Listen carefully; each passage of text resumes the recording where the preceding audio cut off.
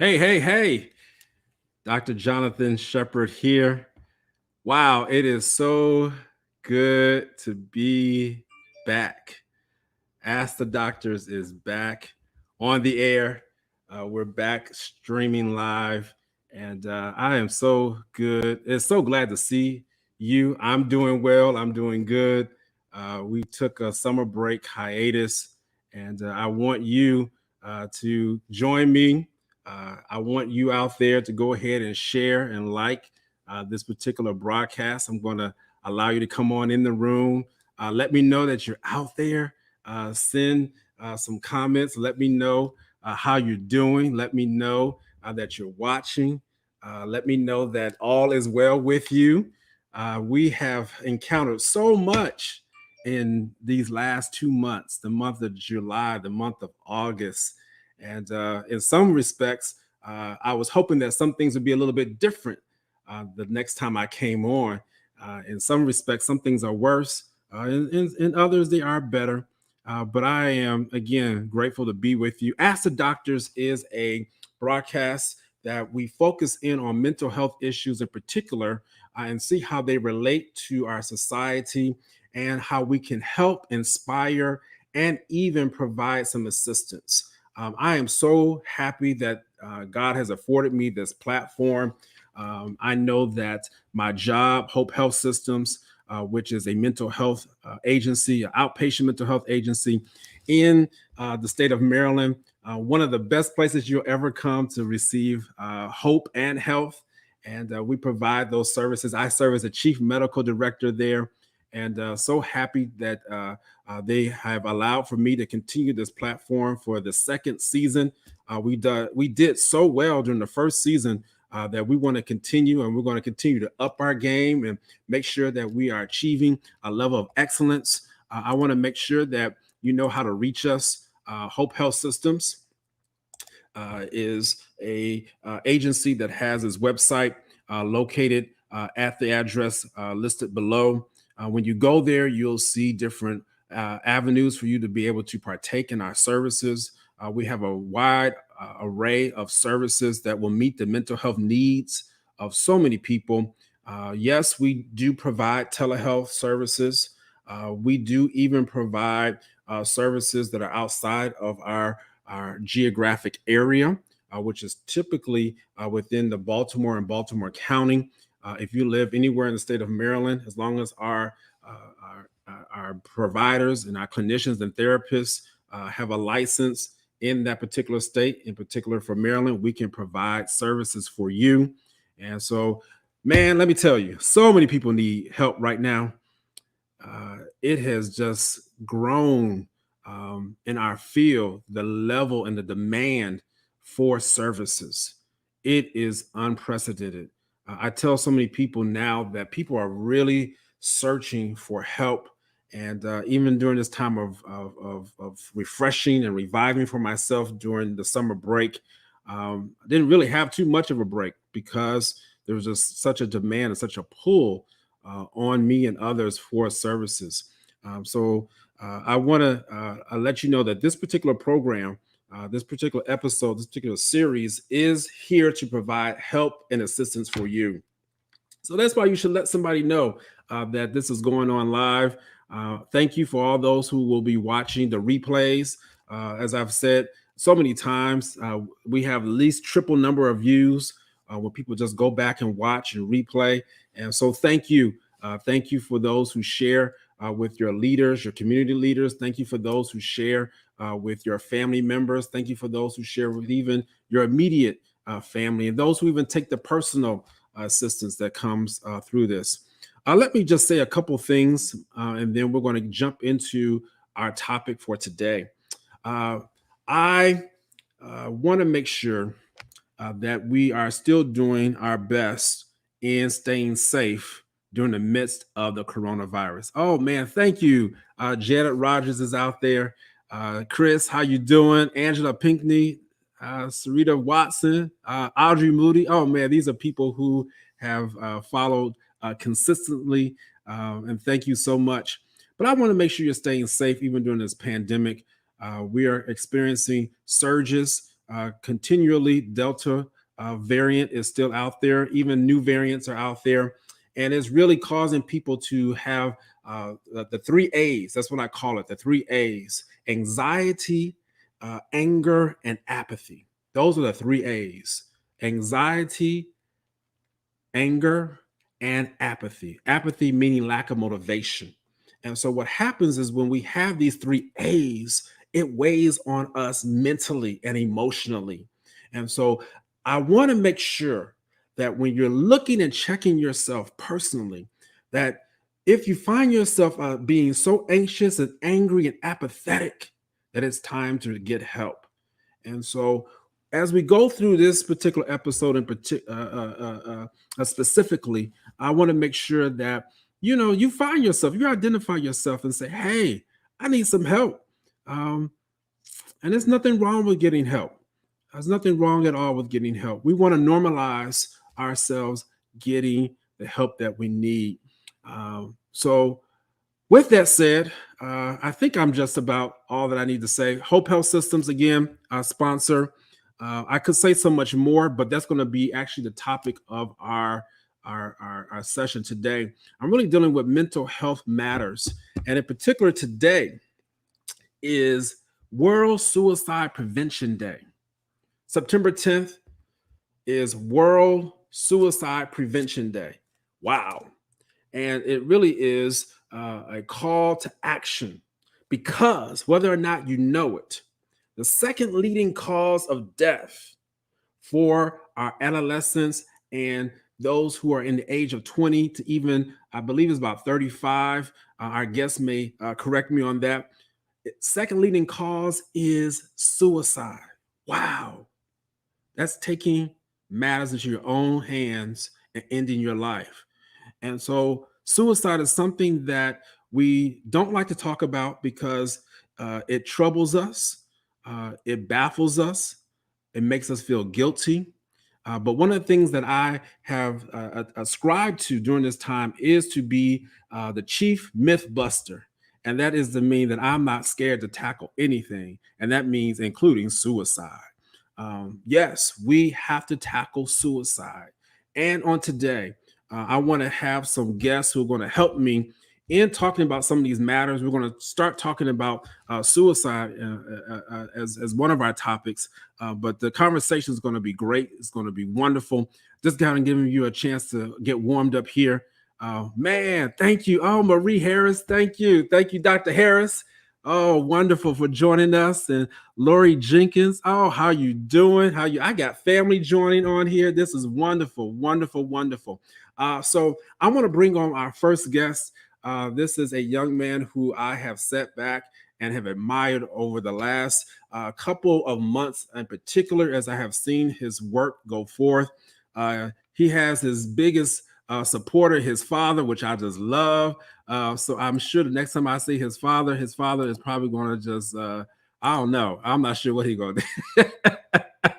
But let me tell you, it's awesome when a Black man can support his Black son.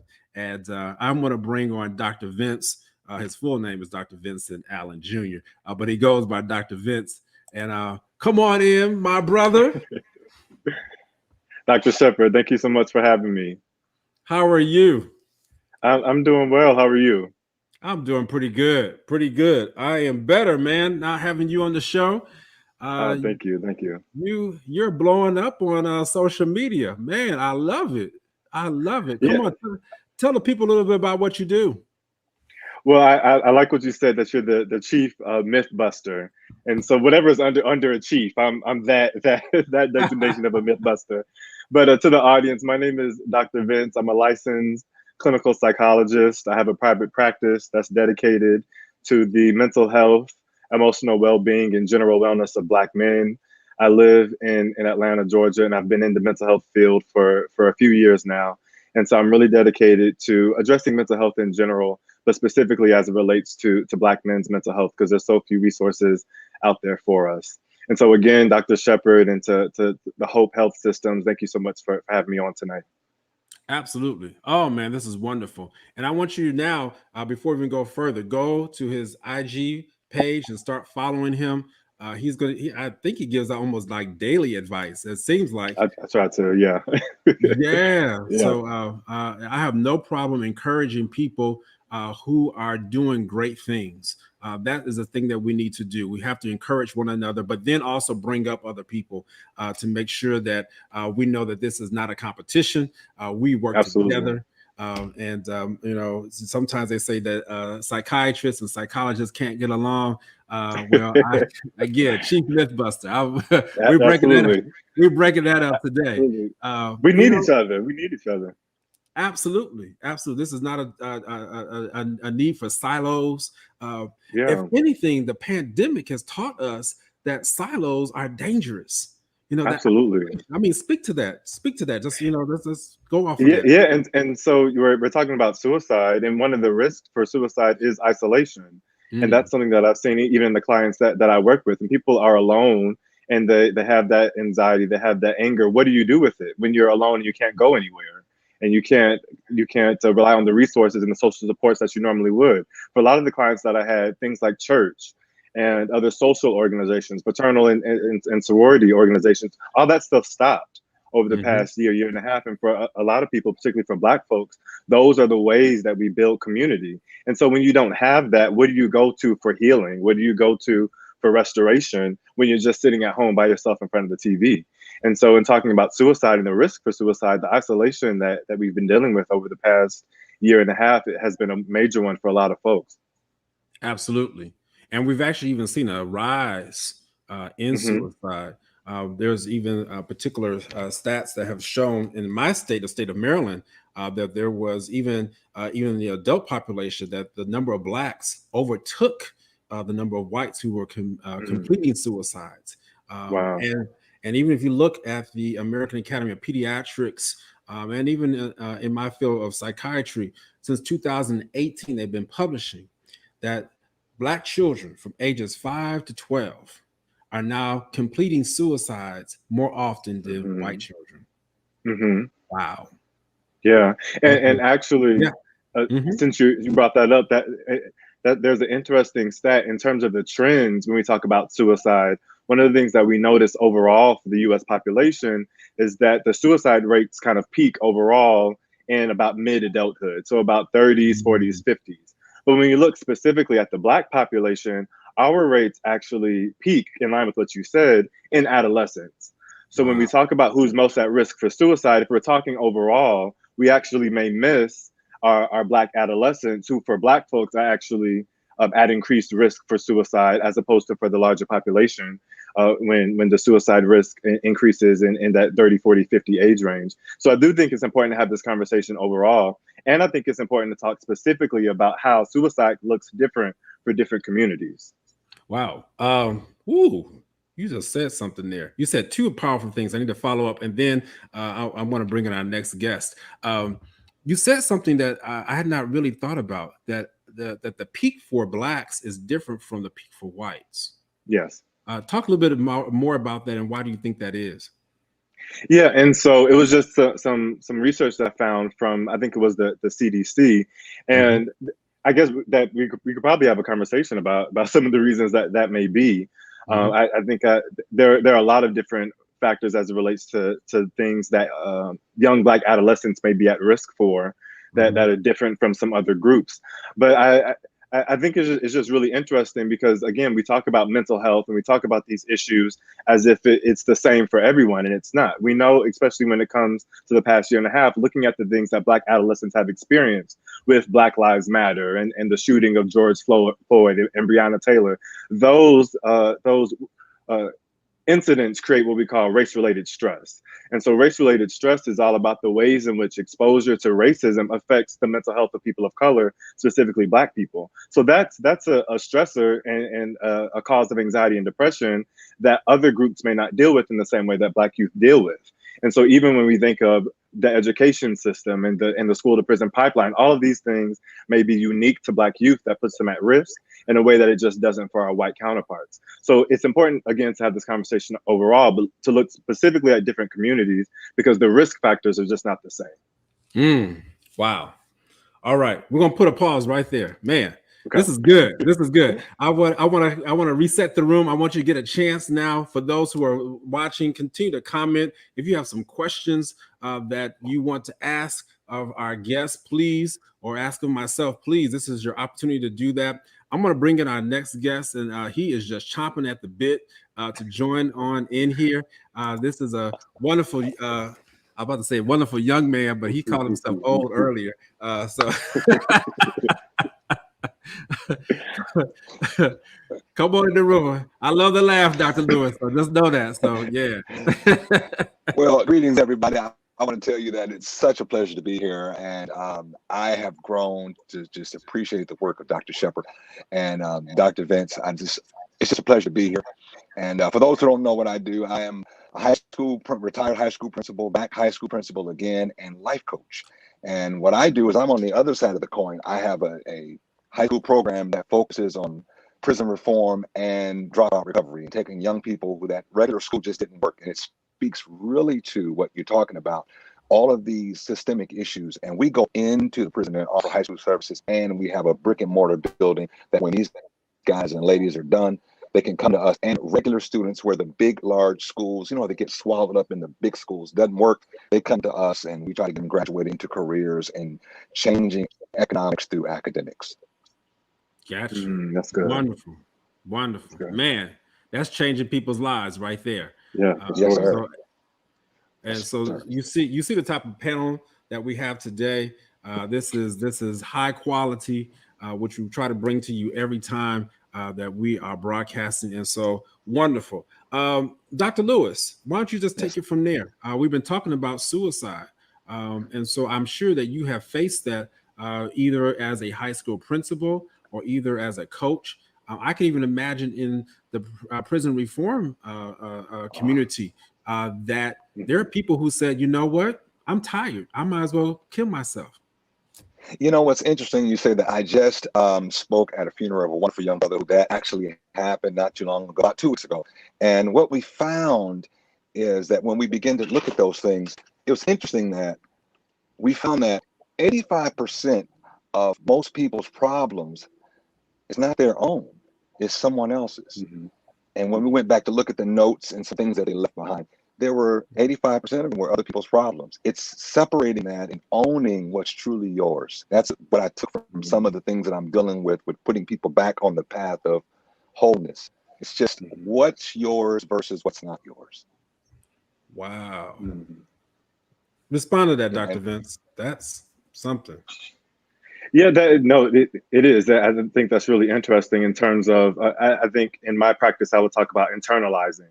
And so oftentimes we may internalize things that happened around us to be reflective of maybe our shortcoming in some way or something that we've done wrong, especially when it comes to, and I don't know, Dr. Lewis, if you're speaking to this specifically, but when it comes to relationships. Yes. And when relationships go wrong, in any kind of relationship, whether it's platonic, romantic, when relationships go wrong, internalizing it as saying that it's a rejection, right? It means that I did something wrong. Something's wrong with me. Therefore, I need to act in some way in order to fix the problem or in order to cope with it or something like that. When in reality, and I talk about this a lot with my clients, the things that other people do have nothing to do with you and everything to do with them.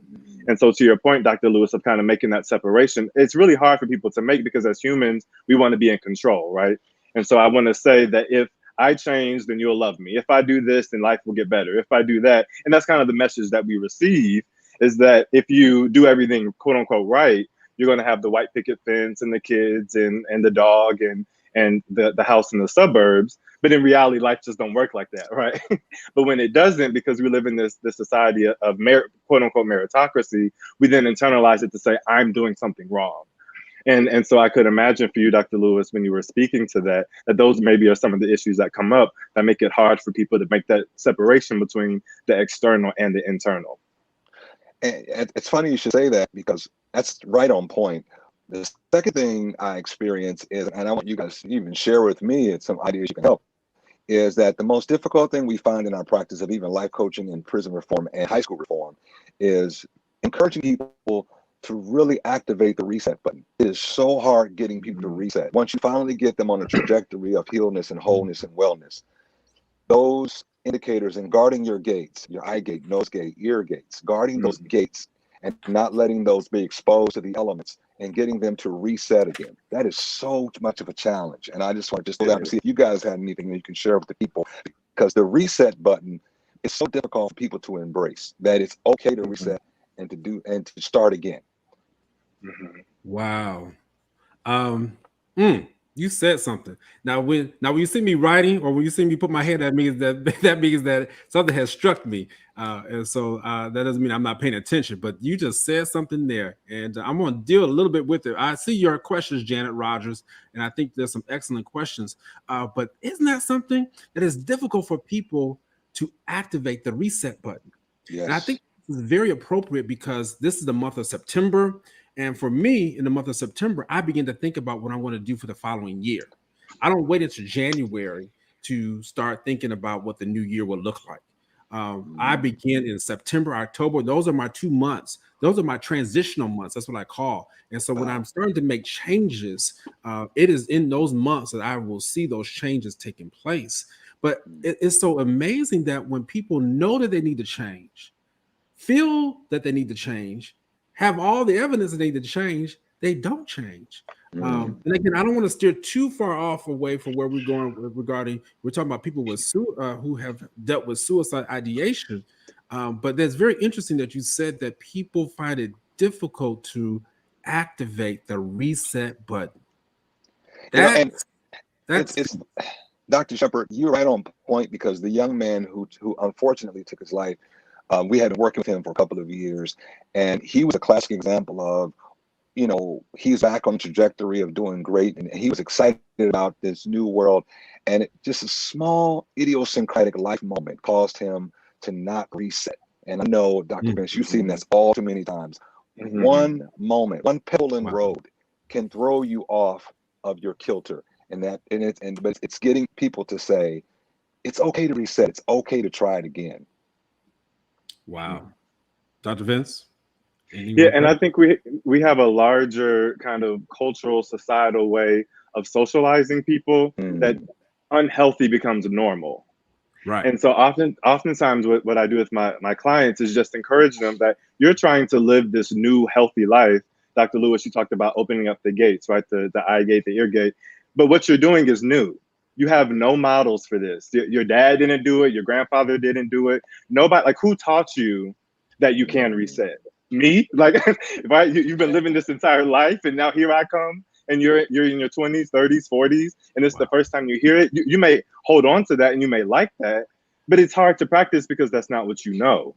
And so even in thinking about suicide, I understand how someone could feel that way because unhealthy is normalized. And so here I come with rose petals and rainbows and yay, there's another way of living. And that sounds good in the moment, but when our session is over, you go back to the same life. And we're encouraging people to reset in a society that's staying the same. And so how do you reset when racism is still a reality? How do you reset when sexism is still a reality and capitalism, and you're still going to be broke and you have to work your minimum wage job and that ain't changing because they're not increasing the minimum wage, right? And so it's really, it sounds good in the moment, but it really is challenging because it's just that kind of thinking is just not normalized. Wow. This is good. This is good. This is good. This is excellent. Excellent. Excellent. So what I'm going to do now, because I go with the flow. All right. And so I see the questions here, and I think even the question now that Janet asked, it will be even responded to in a different way because of what we just talked about. She asked the questions. I'm going to throw up a couple actually, and then I'm going to have you all tackle it before I even make it a attempt. What is contributing specifically to the age groups, which being school pressure, displacement in foster care system, juvenile detentions, etc. And she also mentioned those failed relationships in youth. Are they based on LGBTQ issues? So I'm going to help formulate that question. What I'm hearing her saying is that there are certain contributors that play into a young person. I gave the stat about the age 5 through 12, and then I also gave that once you get above 12, 13 to about your mid 30s, that is the second leading cause of death, suicide. All right. I'm just recapping for those who just joined in. What are these contributing factors? Are they the unhealthy relationships? And again, I don't want to steal you all's thunder, but I'm just thinking about what are some of these contributing factors? And then what I want to do is not just talk about the problems. I also want to talk about what are some of the things that we do to prevent. This is World Suicide Prevention Day. So just take a quick 2 minutes, Dr. Vince. You start out, and then Dr. Lewis, you jump right on in. So I'll start with the second part of her question, because I think she raised an interesting issue. Again, when we look at suicide and risk factors, it does vary depending on communities and identities. And so one of the things that we do know is that LGBTQ plus youth attempt suicide at 4 times a rate of their counterparts, yep. Right? And even when we look at suicidal ideation or having thoughts of suicide, studies from the CDC show that about half of LGBTQ youth have thought about suicide, which is much more significant than about 20% of their counterparts. And so there are some additional societal issues as it relates to discrimination and being ostracized and going back to the isolation that may be caused by having some of these minoritized identities that can certainly contribute to the risk of suicide for certain groups, particularly for LGBTQ plus youth. Yeah, absolutely. Dr. Lewis? From the academic and the educational world, K-12 and college and beyond, what we found is psychiatric challenges. And what I mean by that is some of the diagnoses that we give to people, we may have to take a second look at that because people own them instead of being released from them. See, because of the world and the religion that I come from, we believe in healing. So the question is, you have healing versus diagnosis. Diagnosis to me a lot of times means long-term care versus being healing is right now and then living the healing. So that's a whole nother conversation that I know that Dr. Shepherd can just lay that out. But I know one thing for sure is we found that mental illness is an issue. I found most of my kids suffer with some form of abuse. They all come in with some level of abuse, and we've lost our heroes. We've lost our heroes. Think back 5, 10 years ago. I'm a PK. Think back 5, 10, 20 years ago. We had heroes in the neighborhood. When white flight happened and we lost our all urban based neighborhoods, and it's the good thing and a bad thing in the same capsule. We ascended academically, but we lost socially. It used to be a time where I could walk outside in one neighborhood down the block and see the pimp, the preacher, the psychiatric doctor, and I could choose what I wanted to be. Now I've got to search for Black strong men as heroes. And that's what my babies are suffering with. So when they see me, I'm gonna tell you how bad it is. When they come in and see me as the principal, one, they're shocked that I'm an African-American man. They're shocked that I speak life. One of the first things the kid told to me, he says, "Man, don't sell me hope. I have been sold hope so much, I don't believe it. Just give me what I need to graduate." And I just told him from my heart, all I have is hope.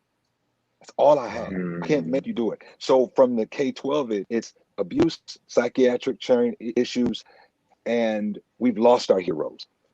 Even this conversation is so empowering because you guys are heroes and don't even realize it. We've lost this. So thank you, Dr. Shepherd, on so many levels for just having this kind of dialogue. And if I could just speak to that quickly, Dr. Lewis, I think you brought up an interesting point. When we look at the rates of mental health issues and mental illness, there is an increase. So the younger generations are dealing with more mental illness at a younger age than prior generations.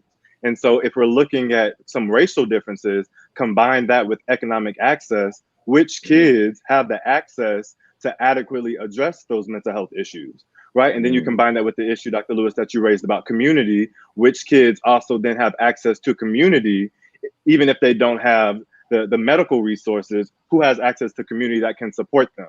Who's coming home to parents who are there? Who's coming home to a refrigerator full of clothes, full of food, and a closet full of clothes? Who's coming home to the lights being on more consistently? And so I think it's a combination of having the resources to deal with the increase of issues that our young people are seeing, and Black and brown young people just don't have the same resources, but are dealing with more issues than prior generations did at their age. Absolutely. This is good. This is good. Wow. Don't sell me hope. That's going to stay with me. Yeah, I've heard that before. Mm. And some people, that's all I have is hope. Hope Health. Look. And what in the world do you have if you don't have hope? Yes, sir. Right. Yes, You sir. know, What's hope left? is right. Hope is a positive expectation that something good will happen to you in the future. If you don't have hope, how are you to have the positive expectation that something will happen that is good for you in the future? That means that you have already determined that everything that will happen to you in the future, it will be bad. That's what that says. Yeah. And for a young person to already have spoken that about his life, the words are powerful. They are. Words do matter. It really sets up even a biological chemistry within your brain that will have you on a track for you to not succeed. Um, I'm not even getting to the spirituality and stuff like that. It's just Yeah. you physically and mentally and emotionally set yourself up when you speak death really to yourself, and that's even a different type of suicide. One Yeah. form of suicide is you taking your own personal life, Yeah. but I talk about even how you can have other forms of suicide.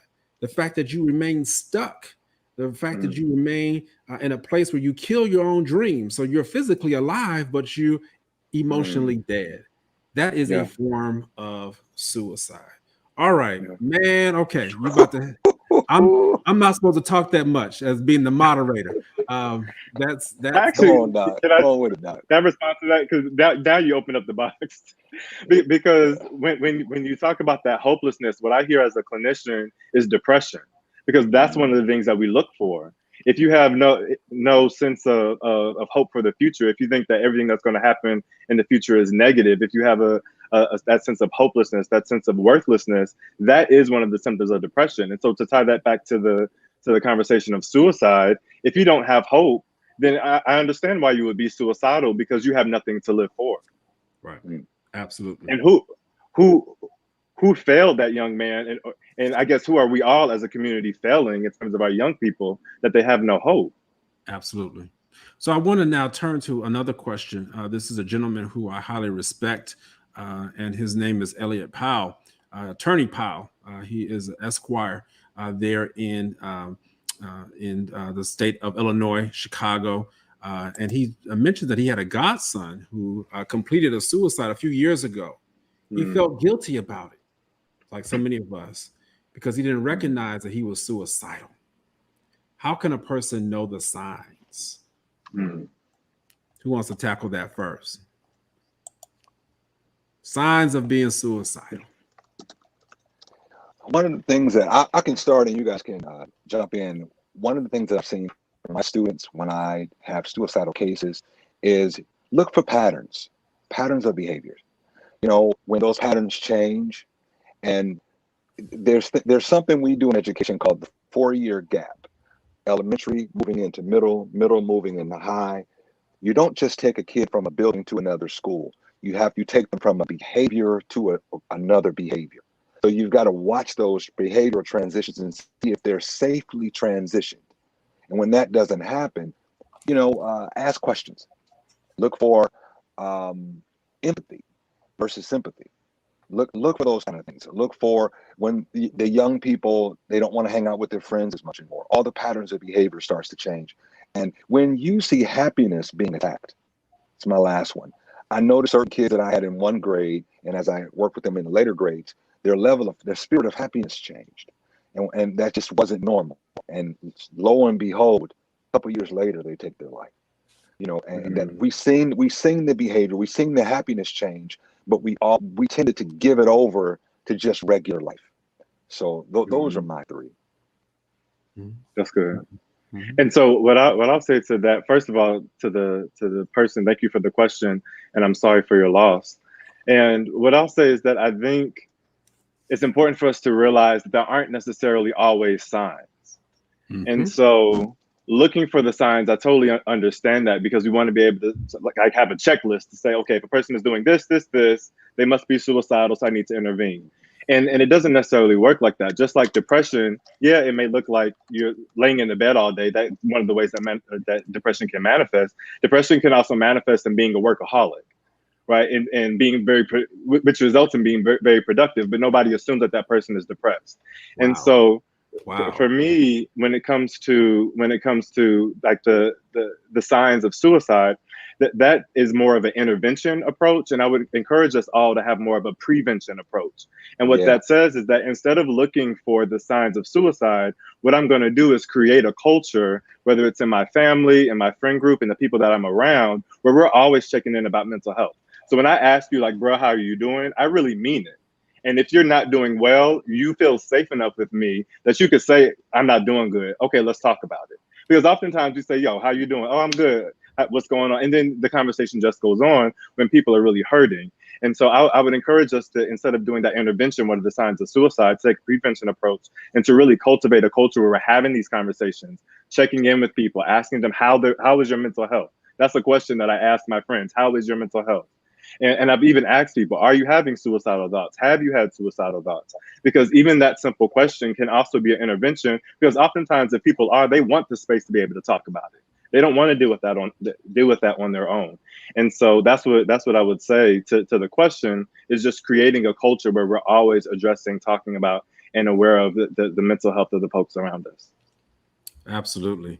And Attorney Powell, I know that guilt that you are feeling, that is something that even as a provider that I have to deal with if I have a patient of mine that completes a suicide. And I have had that to happen. I've had to go back and look and see, what did I miss? And even this particular person I'm thinking of, I'm just wondering, did I even push them to the point of wanting to do that?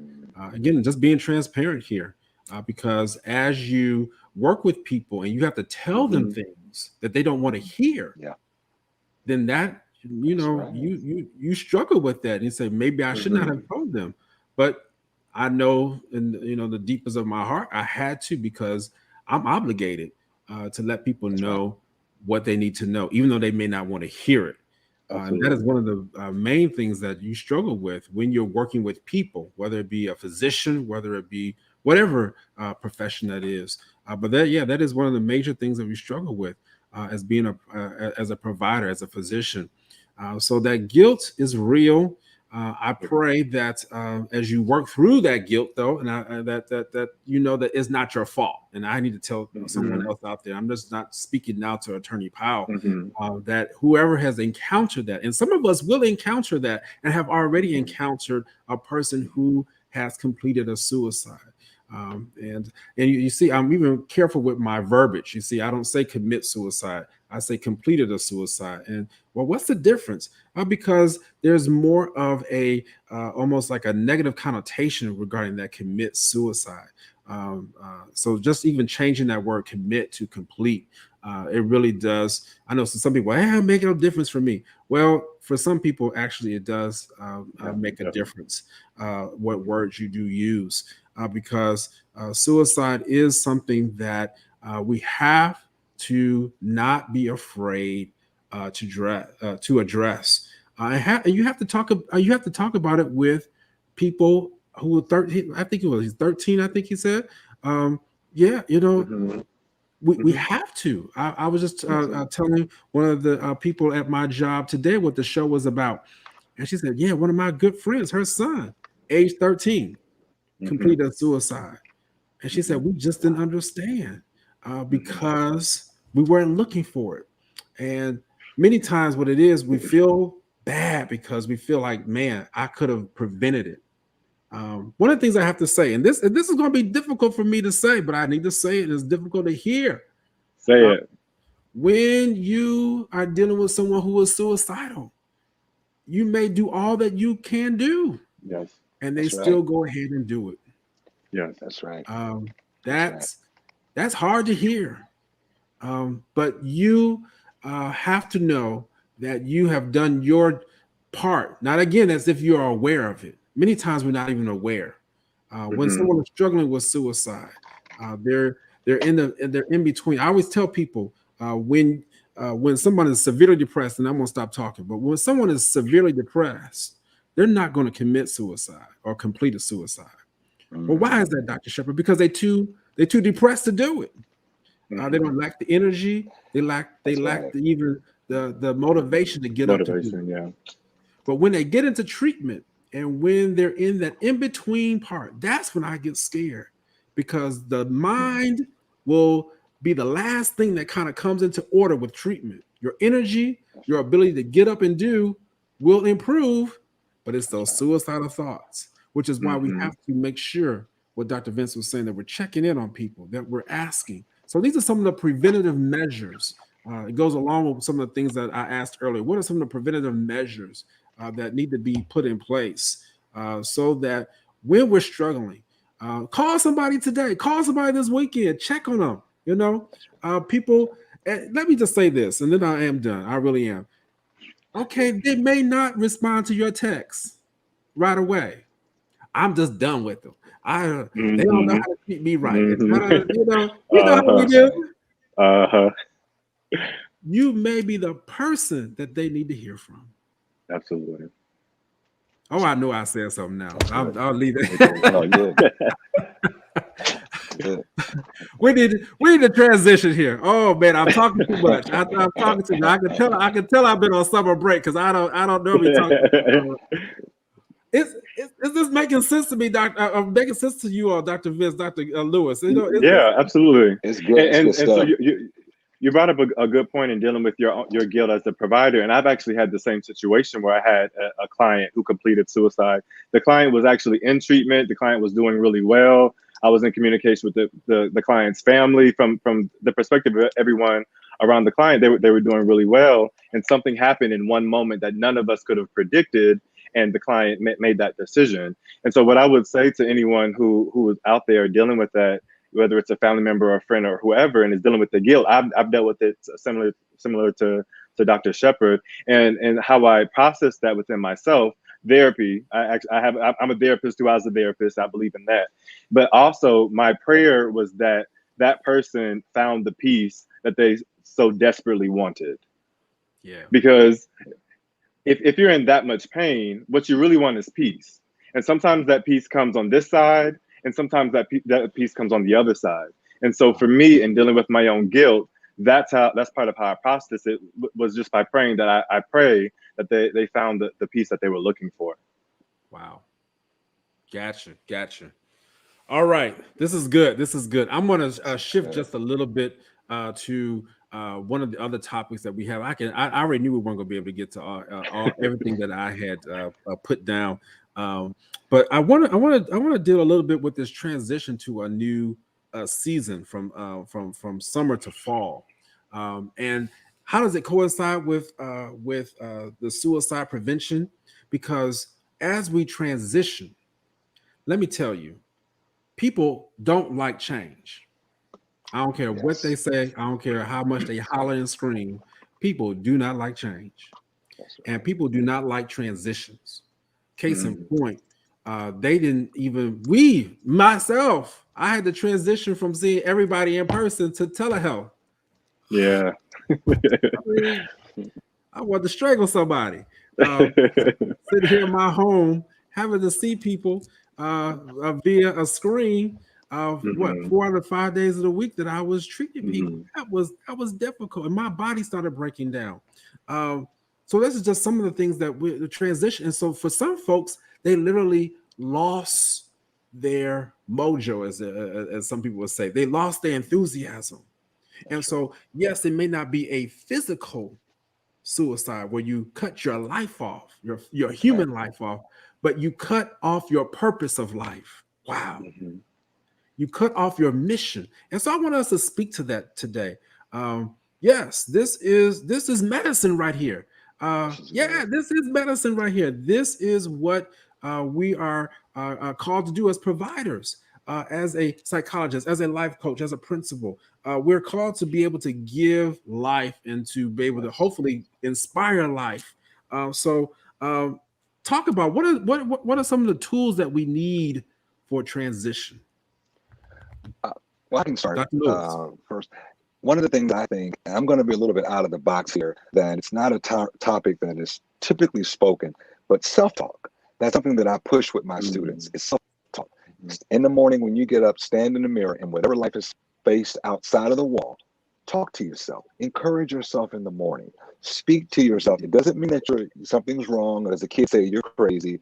It means that you have thought enough of yourself to empower yourself. So remember, it's no different than a good doctor told me, drink water when you first get up in the morning, you turn your system on, your physical system. Self-talk turns your intellectual system on. So that's something that's important to me. I do self-talk in the morning.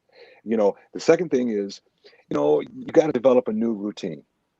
All of us has experienced so much change. Developing a new routine to me, I had to, because, you know, I'm a very gregarious person, and to cut off people for me is like taking my lollipop. I just love people. And so I had to develop a new routine, you know, and I had to forgive the times. That's a big one for me. I had to forgive the times. I had to learn how to forgive what's happening and realize that in everything that's happening, there's some good in it. So I take my energy off of the catastrophes and put my energy on where the good is. So in a therapeutic world, I tell my clients, what lens are you using? Are you using your natural lens or your spiritual lens? Because you know he gives us two. So it's looking at that. So those are my top three. Got you. That's good. And so, Dr. Lewis, part of what I heard you kind of alluding to was self-care. Yes. And so what are the ways that you take care of yourself? What are the ways that you love on yourself, whether that's verbal or behavioral or cognitive, the way that you think? What are you doing and putting into practice in an intentional way to make sure that you're well? Because that's really what's necessary whenever we go through any kind of transition. There may be external things that happen around us that we're not in control of. But what we are in control of is how we treat ourselves and how we respond to those situations. And so in order to deal with transitions in a healthy way, you can be really consistent in terms of how you treat yourself, how you talk to yourself, and how you take care of yourself, even as the world around you is changing.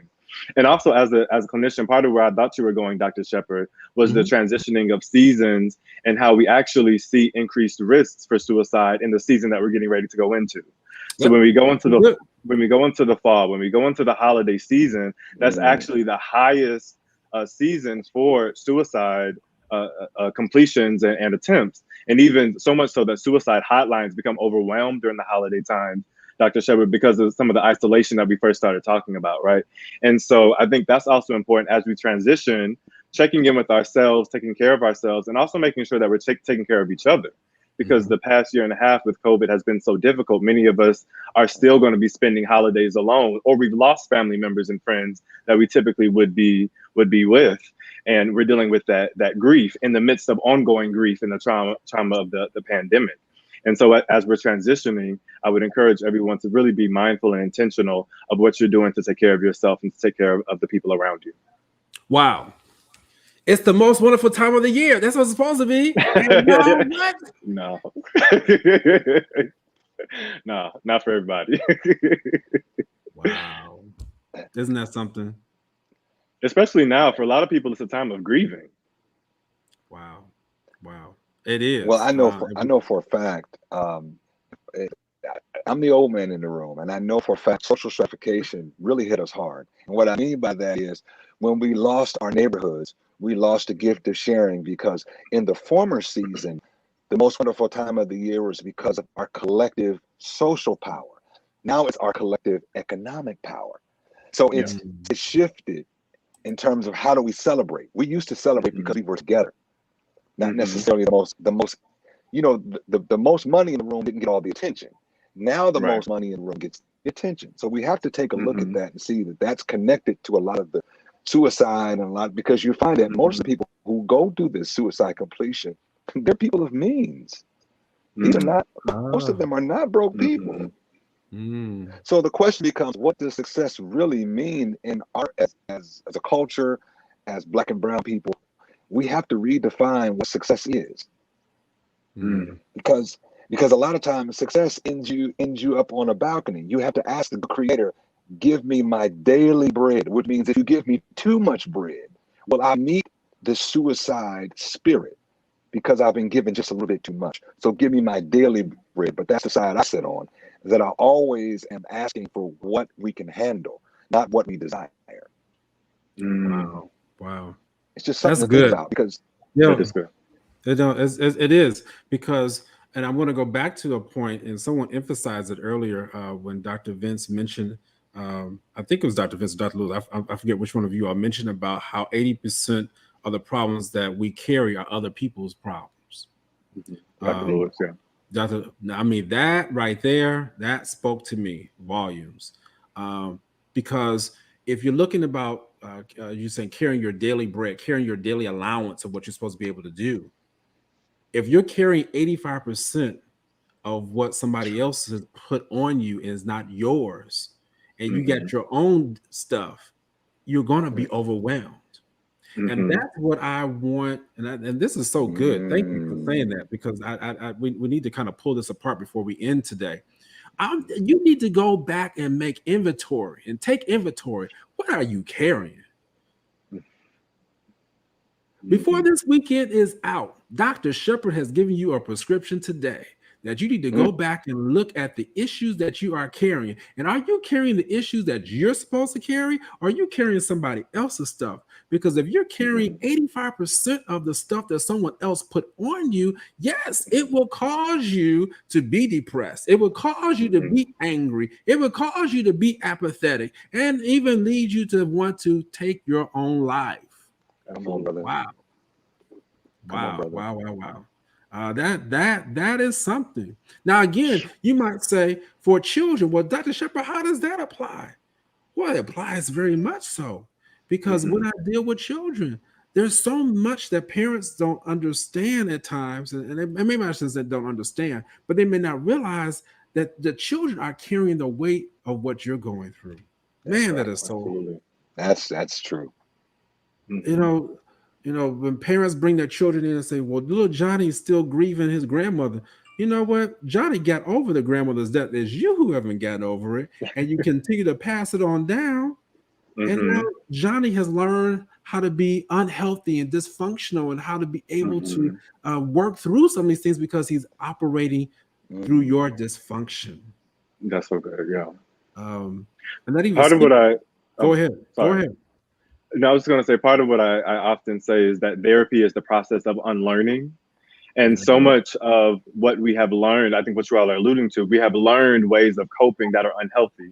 And so what was once external was passed on to us. We've taken it on. We've taken on traumas that have happened to other people, and they've passed down to us these ways of coping and interacting and being. And one of the great things about therapy is that, there are things that you've learned from your parents, from your family, from your community that are great and that you want to keep. And that's wonderful. And there's probably a whole lot, especially for us as Black folks, that we have learned that we need to unlearn. And so in talking about taking on other folks' problems and external problems, that's part of it, is unlearning that your issues are your issues, and I don't have to take that on as my burden. Right. But that unlearning has to be intentional. Thank you. Absolutely. Dr. Lewis, were you going to say something? Now, all I'm say is, and you got to weigh in on this. Now, from a historic perspective and a OTEP perspective, that's very loaded, because as a people, our blessing is our curse. Because we're the most forgiving people, research says, in the world, where while it's good on one end, on the other end, at the bottom, in the basement of our forgiveness, is a lot of these deep-seated issues that are now rising to the top generations later. And now we're having to deal with it. And now the Dr. Shepherds and the Dr. Vinces and the Dr. Lewises of the world are now having to combat these giants that were sitting in ships years ago, because we decided to forgive. And so those are things that, that's for another day. But I know that there's a systemic piece.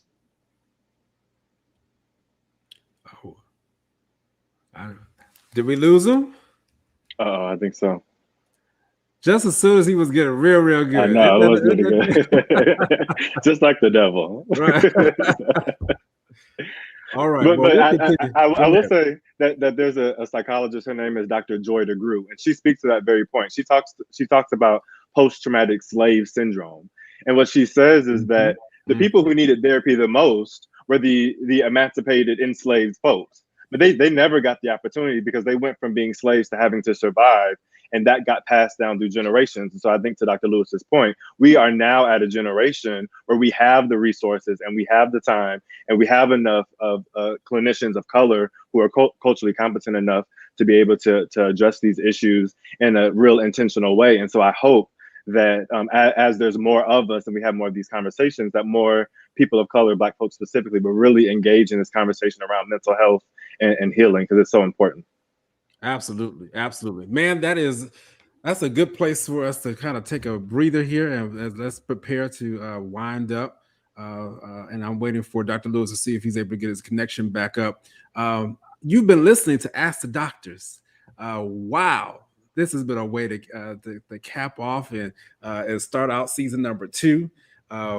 Man, I already knew it was going to be good. But yeah, you have superseded my expectations. Man, this is awesome. Dr. Vince, this has been very helpful. I've enjoyed the dialogue. I want you to let the people know where they can reach you. Let them know how they can stay in contact with you. I know that you're all about mental health matters. So please let us know how we can reach out to you. Yeah, so again, my name is Dr. Vince. I'm a licensed clinical psychologist, and I have a private practice that's dedicated to the mental health, emotional well-being, and general wellness of Black men. And so you can learn more about me at my website, www.thedrvince.com. That's THEDRVINCE.com. You can also check me out on social media at the Dr. Vince, THEDRVINCE. Wonderful, wonderful. And I was telling him earlier that I follow him on IG, Instagram, and let me tell you, he has something on there daily that really is thought-provoking. And let me tell you, he's provocative too. And so that's why we get along. So I have no problem with that, and please support him. Dr. Gary Lewis, he is an author. I want to make sure that I publicize his book. It's called The Making of a Better You. I was going to have him just talk a little bit about it, but I think he is trying to get back on. We'll see if he gets on here within the next 3 minutes. It's called The Making of a Better You. And let me see if Doc is here. I think he may be back. Are you back, Dr. Lewis? I'm working my way back. All right. Wonderful. I was just highlighting your book, The Making of a Better You.